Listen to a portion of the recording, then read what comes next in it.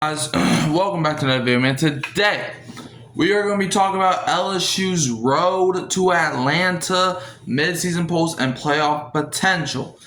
And, look, we're almost halfway through the season. Let's talk Tigers, LSU, we've already played 4 games.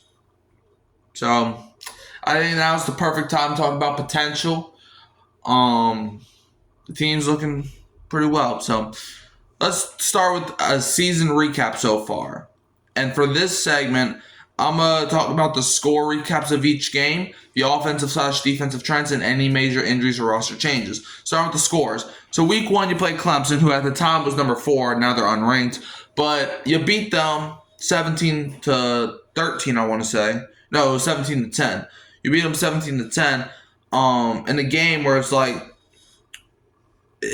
was like in the first half, it was all Clemson. Second half, it was all LSU. It was a tale of two halves in week 1. Week 2, you barely beat LA Tech 23-7. Now, if you would have beat like Alabama 23-7 or Georgia 23-7, that would have been a big deal. But you're playing against LA Tech. You should win that game by more than you did. Week 3, you beat Florida 20-10 in a game where you got 5 interceptions, including a pick 6. And then week 4, you beat SELA 56-10, and which was definitely the best game of LSU by far, offensive wise, but it was against SELA. So yeah, and our offensive/defensive trends. Now that our offense, if you take last week out of the occasion, the offense has been pretty stale. So if the offense can get into the groove of things, if last week can build some momentum for our offense, I think we'll be all right. And our defense has been the story of LSU's season. Most definitely. Now, we had one guy go down. Well, we've had multiple guys go down, but one guy in particular, Trades Green. He was like an almost 7-footer playing football. He's a tight end. I think this is his first year. We have to get him back on the field. I don't know if he's playing tomorrow, but he needs to be our big body guy. So if he's playing, I like our chances going forward throughout the season. Because tight ends is what makes LSU that great. Because, we got Aaron Anderson. Yeah, we got Kane Durham. Yeah, we got Garrett Nussmeier. But we need tight end. Like Sharp, he's not really that sharp, but Sharp, he's all right. But Trades Green is a guy where he can go get it. So, yeah. Now let's talk about some player spotlights. The top performer on the offense, I will say, has been Garrett Nussmeier. He's having a better season than he did last year. Nussmeier, I think, overall, he's showing that he can build chemistry with the guys. He's showing that you can rely on Nussmeier to help win you games. I don't think Nussmeier can solely win you games, but I think he can help you win games. I think your defensive MVP is clearly Mansour Delane. He's a freshman corner, I think. Wet Weeks, great. West Weeks, great. Harold Perkins, great. But Mansour Delane, I've noticed, has been a lockdown corner. I can't even tell you the last time I saw Delane get cooked. He's a lockdown corner. And that's what LSU really needed the past couple of years. And now we got one. And he's going to be here for a little bit because he's only a freshman. And,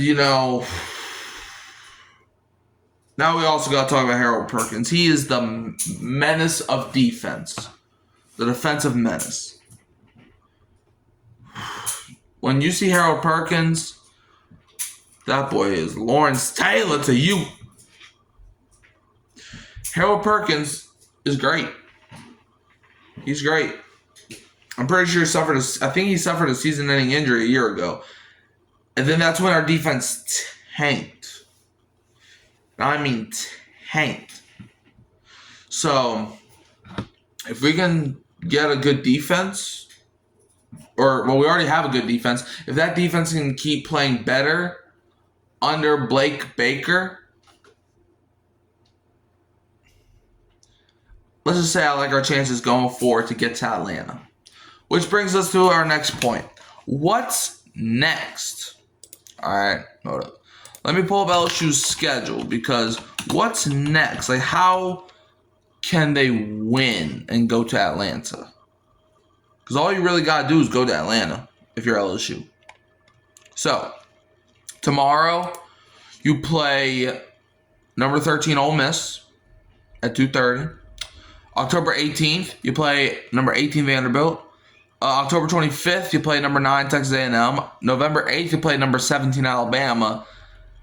And then at the end of the season, you play number 7 Oklahoma on November 29th. Those are all the key matchups. And in between there, you got some games that should be free wins. You got South Carolina October 11th. You got Arkansas November 15th, and Western Kentucky November 22nd. I think the most likely one that you guaranteed win is Western Kentucky November 22nd. But yeah, now, hold up. Now here I think is the easiest path for LSU to get to Atlanta. So I think you're most likely going to beat South Carolina. You're probably going to beat Vanderbilt. Texas A&M's a toss-up. Same with Bama. You're probably going to beat Arkansas, Western Kentucky, and I would even say you're probably going to beat Oklahoma.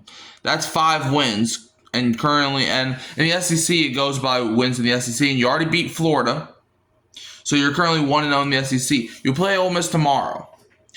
Now, if you can beat Ole Miss, I think it's probably an 87% chance you go to Atlanta. But let's say you lose. What happens if LSU loses to Ole Miss? I don't think it's the end of the world. It's going to be tough.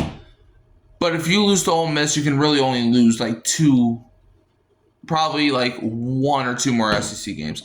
Let's say you lose to Ole Miss, and let's say you drop the Alabama game. Let's just say those 2. You're most likely going to be like 6 or 7-2. However, well, then what would you need to do? Well, first you would need Georgia to beat Alabama tomorrow. Because that would, because then Bama would have already lost an SEC game to Georgia. And you really only got to finish top 2 in the SEC. So now, I think in order for LSU to get to Atlanta, and you have to win, let's see, so these are the remaining SEC games. Ole Miss, South Carolina, Vanderbilt, Texas A&M, Alabama, Arkansas, and Oklahoma. That's 7. You need to at least go 5-2 in that stretch.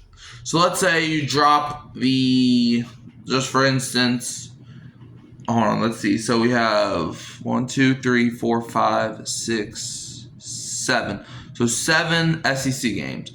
Let's say you drop the one. Let's just say you get upset by Arkansas. Let's just say something random happens where it's probably going to drop you in the rankings.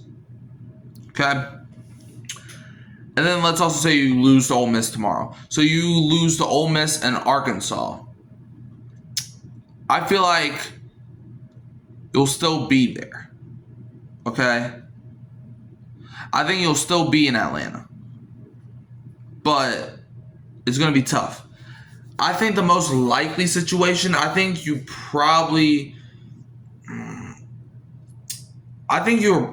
honestly, look, I hate to say this, I think LSU is probably going to lose tomorrow, as much as I hate to say it, because I feel like Ole Miss plays us tough.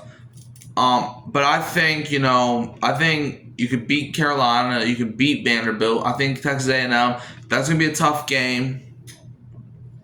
It's going to be tough. But I think you can win that one. Alabama is also going to be tough. But I think you win that. I think you win that one too. I only see them losing one game. That's the Ole Miss, personally, because I just think LSU plays bad against backup quarterbacks.